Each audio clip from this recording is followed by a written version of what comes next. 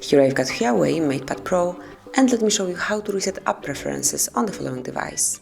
So at first you have to open the settings, then find and pick apps right here, then go to apps, that's the first tab here, select more icon, which is 3.1 in the right upper corner, and now click on reset app preferences.